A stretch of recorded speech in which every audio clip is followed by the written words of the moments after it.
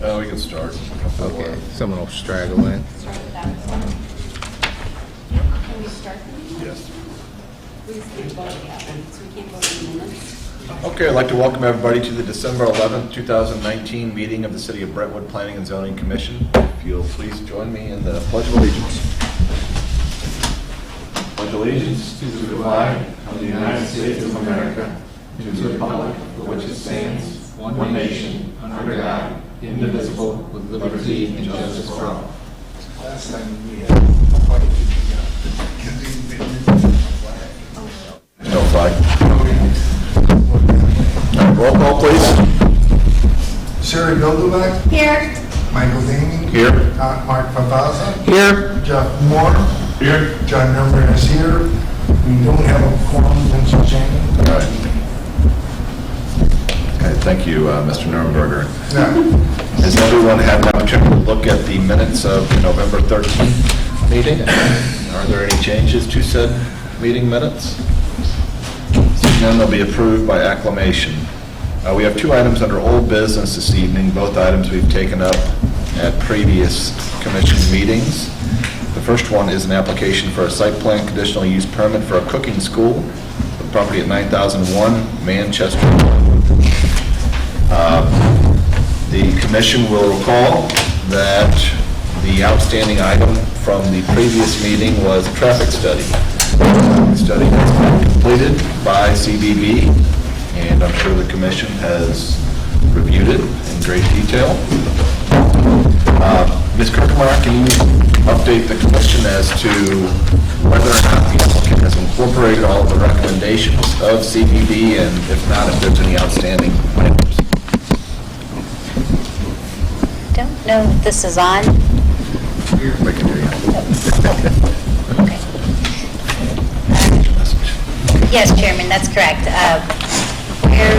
After the November meeting for the Planning and Zoning Commission, we still had one outstanding item to review related to the Kitchen Conservatory project at 9001 Manchester Road, and that was to have a traffic assessment completed for the project. The traffic assessment, if you recall also, we somewhat modified the scope from the work order.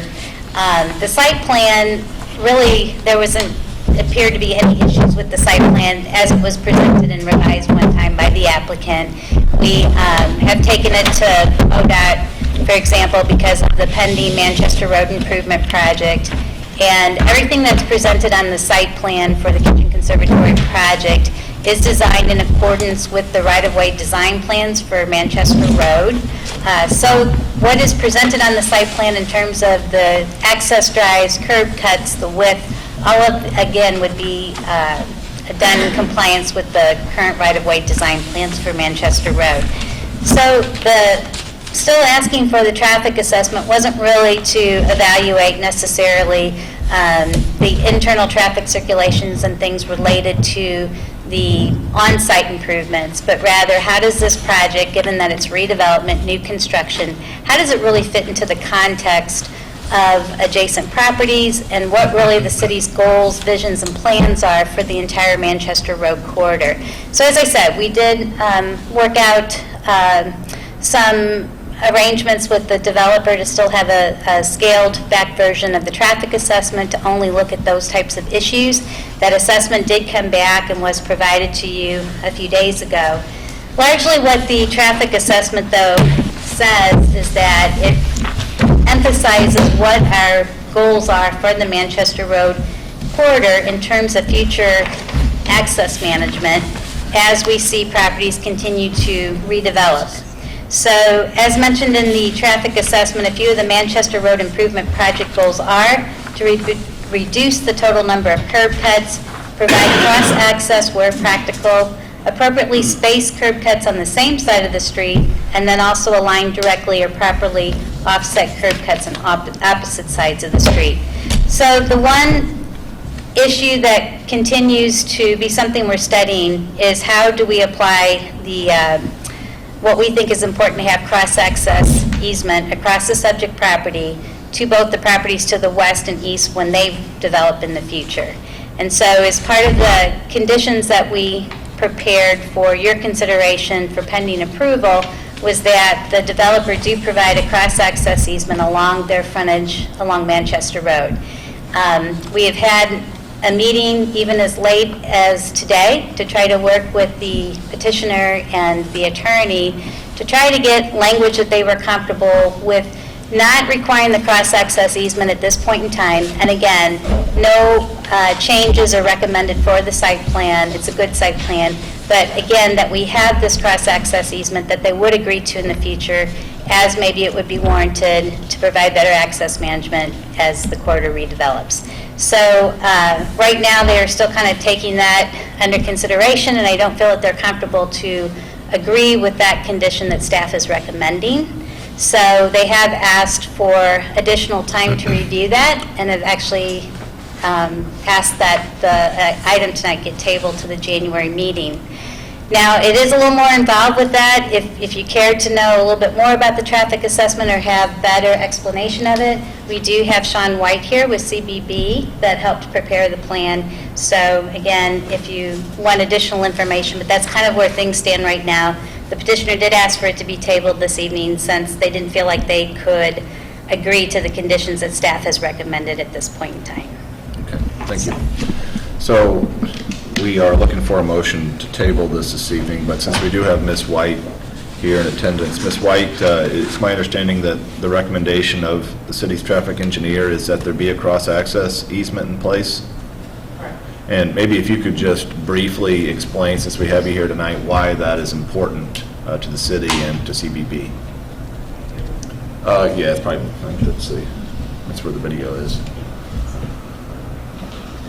I think, and you probably had a chance to read, and Lisa did a good job, reviewing what we had worked on. But I think the main thing here is this is MoDOT's spending a lot of money on the Manchester Road, corridor on that project, and the city is going above that with enhancements that you guys are wanting to do, and a lot of that focus was on the access, on having better access. A lot of our parcels all have 2 driveways or wide open frontages, so just trying to get more defined access, less access points, consolidating those, providing shared access on property lines where that's possible. And I think, it happens over time. I mean, it doesn't happen overnight. It takes lots of time for something like this to develop. And so this is really the first opportunity, my understanding, this is the first case that we've had, project of a redevelopment site. And so it's kind of setting a precedent for how are we going to move forward with projects like this. I mean, is everyone who says they don't want cross-access, we're going to say, okay, you don't have to have it? I think the point is, like she made the point that nothing's changing about their plan now. It's the future. And so, so if someone comes in and redevelops the property to the east or to the west, now there's an opportunity to reevaluate the access. So maybe there's one shared access driveway on the property line, and the others go away, or there's just a time where you can reevaluate that, so no one's asking them in the future to come and move their driveway or pay to change anything. It would all be when the next development next door comes forward. Now, you just want to know that this property, the Kitchen Conservatory, is going to cooperate and going to work, with that person to provide the best access for the corridor. Whether it's right in front of their parcel or to the right or to the left, I think it's just leaving that door open, because we don't know what will develop to the east or the west of this and what will make the most sense until those projects come forward too. So nothing may change with their access in the future, or it may make sense to recommend something else at that time. So in addition to the best practices recommendation that CBB as our traffic engineer is making with respect to this cross-access easement, it's my understanding that the requirement and the condition of a cross-access easement is something that our code permits the commission and the board to impose upon the applicant? I believe it would, yes. Okay, so commission, the cross-access easement remains the outstanding issue here. The applicant has requested that the application be tabled. Are there any questions for Ms. White or on this application in general? Mr. Moore. Thank you. I do have a question. I'm not sure if Ms. White can answer, but if the access is granted to the east entrance, wouldn't that eliminate a few of the parking spots to the Hensley property? It could potentially, likely it would, the way the... And that's not affecting our parking requirements? So the parking requirement We've had discussions at the October and November meeting that this cooking class, instruction, and, you know, that's something that, again, is just not kind of fitting in a nice neat box with our zoning code. So what we did was we looked at just kind of industry standards for things like that with cooking schools and instructions and so forth. And so they're well below actually that type of parking requirement. And even they realize that they are building right now more parking than needed, but obviously their intent is to have every class that they offer be 100% full. So they obviously want to have plans to be able to, or have enough parking spaces to be able to expand their business. But, so the parking requirement would not be an issue, but obviously that was one of the things that was mentioned in their comment. Well, if we gave up the cross access easement and it would be needed in the future, then we could be losing probably 2 or 3 parking spaces. That answers my question. And how many parking spaces are there total for this property? It's 74 that's proposed. They're only talking about having, like, what is it, 1 class at a time or something like that. It was 16 people, 12 or 16 people per class. So, I, 3 classes. 3 classes. So, that's like 48 people. I mean, 48 people, and assuming that they probably, not everyone is going to come by themselves, because a lot of times people do this with friends or a spouse or something like that. So, I mean, and they won't have that many people on staff. So it seems to me they're way below their parking limit. Now, granted, like you said, for expansion, at some point they might want to have more classes. If they did that, then they would, but they have a lot of wiggle room. And that might be something that would factor into, you know, in the future when you're looking at cross-access and what the impacts of that might be. I mean, you know, if they're using all 74 Right. spaces all the time, then maybe it's not practical to take away some of these spaces and provide a cross-access. So I don't think it's not, it's just leaving the door open. It's not saying, you know, you will have to do this or you'll have to do that. Because, I mean, the ownership of this could change. You know, they're saying they're willing, oh, well, we would work with you. Well, the ownership could change, and maybe that person would be like, well, I don't know what you're talking about. That wasn't written anywhere in the ordinance that I see, or, and they may not want to play along as nicely. So I think, you know, if it came out that they would be short parking if they were to give up 3 spaces, then maybe that's cause for looking at a different access point versus cross-access between 2 properties. Yeah, Ms. Borbeck. And apologies, Mr. Chairman, I think I just spoke before without asking. I'm getting used to our new space, our temporary space. So didn't we do something similar? I mean, we're sitting right now in the Brentwood Rec Center. We've got the Walgreens. We had what was a restaurant, which then became a bank. You know, so we have all this in here. And then I don't remember how we set it up from the get-go, but there's cross-access easement, and none of these properties have anything to do with each other. So I think that we have precedent for doing that in the city of Brentwood, and as I've recalled over time, I mean, I don't remember hearing anybody complain about it, and in fact, it's been really important for the city, and as far as residents being able to access the businesses, I think it actually worked out a lot better. So I wouldn't want to do anything to, I mean, it's great that we're going to get this property redeveloped. This is an awesome applicant. It's a really cool service that I think that we could definitely use in our community. And I mean, they've been in business for 35 years, and I mean, it'll be a great asset to the city. I think I can understand where they would be concerned or would have fear, but I think what you're saying is right, that it's not like if they were maxed out at the time that this would come up, it's not like the city's just going to take away their parking spaces. Because when we've done this in the past, it seemed to work out well, even though there's that unknown. Thank you, Mr. Chairman. Any other questions on this application? Okay, looking for a motion to table, but if the motion could please incorporate a statement that the motion to table the application is at the request of the applicant, and that the request is deemed to constitute good cause, in particular in light of the traffic study being provided to us 2 days before tonight's meeting. Ms. Borbeck? Mr. Chairman, I'd like to make a motion to table this application at the request of the applicant, and given that we just received this traffic study 2 days ago, where there's a lot more to delve into with the applicant on this application, for good cause. Second. Motion by Ms. Boderbach, second by Mr. Shipley. Is there anybody in the audience who would like to address the commission on this matter? Okay, seeing none, roll call, please. Sherry Billback, Yes? Michael Damon, Yes. Mark Bowler, Yes. Jeff Moore, Yes. Mark Palmerman, Yes. John Number, yes. And I'm yes. I'm sorry, I didn't. I was late. Jeff is yes. Okay, thank you, Ms. White. Application hereby tabled. We have one other. Yeah, let the record reflect that we had a quorum in advance of the vote. Yeah. We have one other item on the agenda this evening, which is an application for a site plan conditional use permit for a medical daycare program at 1400 Strasburg.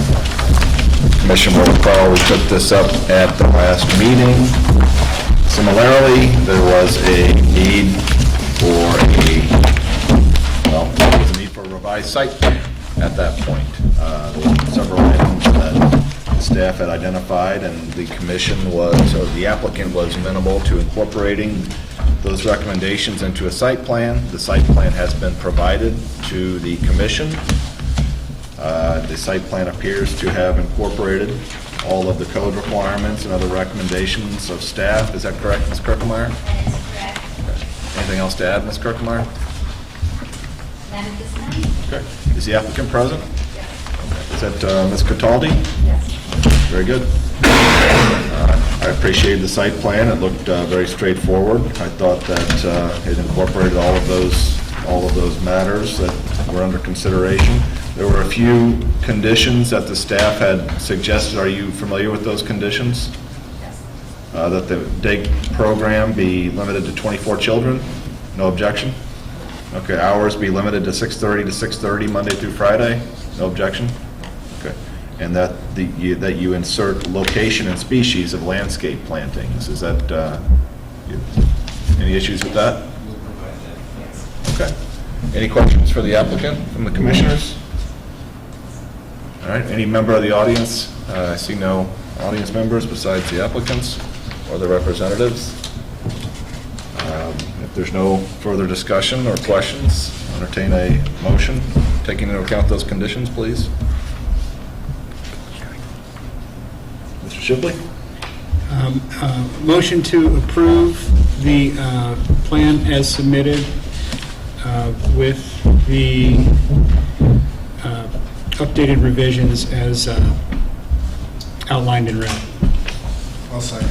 Motion by Mr. Shipley, second by Mr. Nurnberger to approve the plan with the conditions that we just discussed. Any further discussion? Roll call, please. Sherry Billback, Yes? Mark Bowler, Yes. Jeff Moore, Yes. Palmerman, Yes. Tom Shipley, Yes. John Number, votes yes. Motion passes, Mr. Chairman. Thank you, Mr. Nurnberger, and thank you, Ms. Cataldi, for your application. Look forward to having you in the city of Brentwood. And Ms. Meyer will work with you as to the next date with the Board of Aldermen. No new business this evening. Alderman report, I see no aldermen or women. City planners report, Ms. Kirkmeyer. Nothing else to report. Subcommittee, anybody want to meet on Christmas Eve? Can't blame. Yes. Seeing no interest from everyone. Rationale, Ms. Kirkmeyer can handle. Any other business this evening? Is there a motion to adjourn? So moved. Second. Motion by Ms. Bilderback, second by Mr. Moran. All in favor? Aye. Any opposed? Stand adjourned.